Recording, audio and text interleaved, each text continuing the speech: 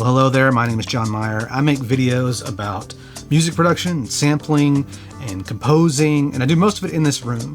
And this is not a video about those things. This is a video about how I make my videos look. I have a look now that I kind of like, and I thought I would break down how I go about this. So even if you are not into video, I think these basic concepts of lighting, if you do decide to make YouTube videos or tutorials or whatever, there might be something to learn. Let's get started. I'm gonna turn all the lights off.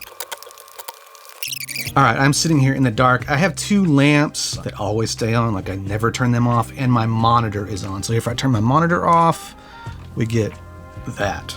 A substantial amount of the light in my room comes from the monitor. For this purpose, I'm gonna turn off the monitor. I guess I'll turn the lamps off too. Let's see what they do. Everything is off. Let's flip the monitor off. Completely dark. I'm not turning this off. Well, maybe I should. Can you see me? You can see there is some light from my window. I used to keep the window open, but it's just so bright. It was hard to match that light. The highlights would be blown out, which means like you can't recover that information. The sky would change, cars would drive by, and I like the moodiness of it closed. Let's start with turning on the practicals in the back. I have them on a dimmer switch here. I can go up here. I have one over here, one over there. I've got a lamp back here. And then there's this really cool light on the piano. Off, on.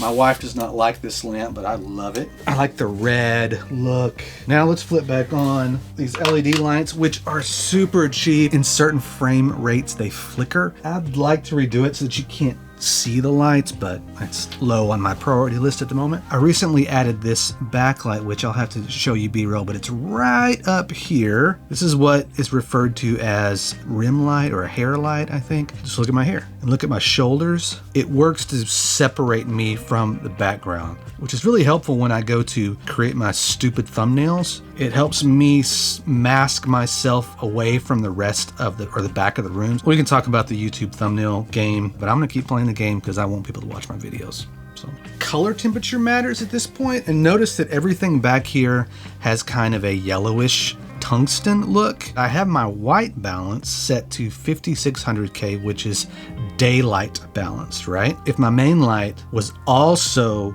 warm like this, then I'd match my white balance to a lower number, like 3600, and everything would look a little less orange. But I like it. It gives it kind of a warm feel, and I usually tone it down some in post. Okay, I think it's important to turn on the monitor next.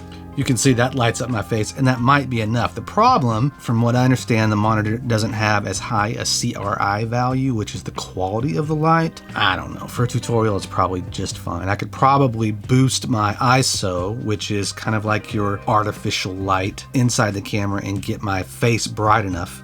Everything's about my face. The exposure, we set it by my beautiful face. If I have a fully dark screen, very different from a fully white screen, which looks like this.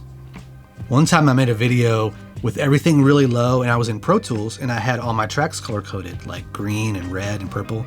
So my face looked all weird in that video, and it really bothered me. Let's flip on my main key light.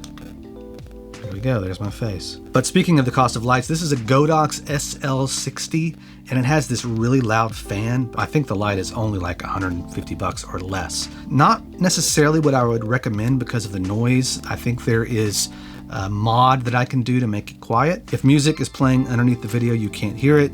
But if I really need to quiet it down, I just go into RX and gets rid of it in a snap. The modifier is very important. That's what softens up the light. And even this is a small softbox. You can get much bigger, but my space is pretty small, and I think it works just fine. That's a little too bright on my face, but again, if we go back to a dark screen, it's not quite bright enough on my face. It's kind of a moody look. I like the fact that my face will subtly change when I'm jumping back and forth, because it kind of implies that I am looking at the screen.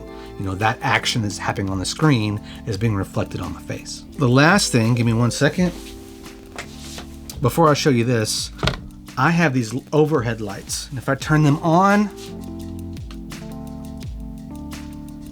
they are warm, but it adds a nice feel to the room. If you pay close attention to like this area right here, it brings that to life a little bit.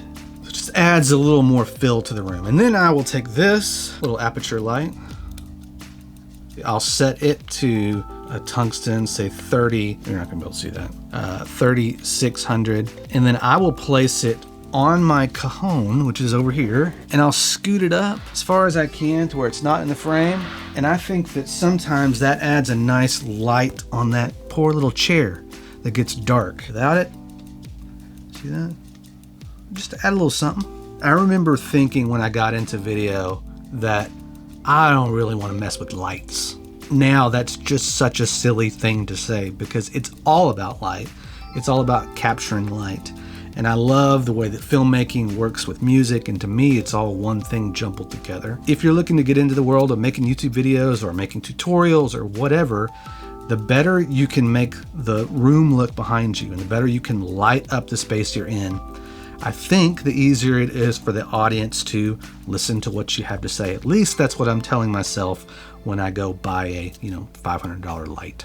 I hope this helps some of you. Back to music next week.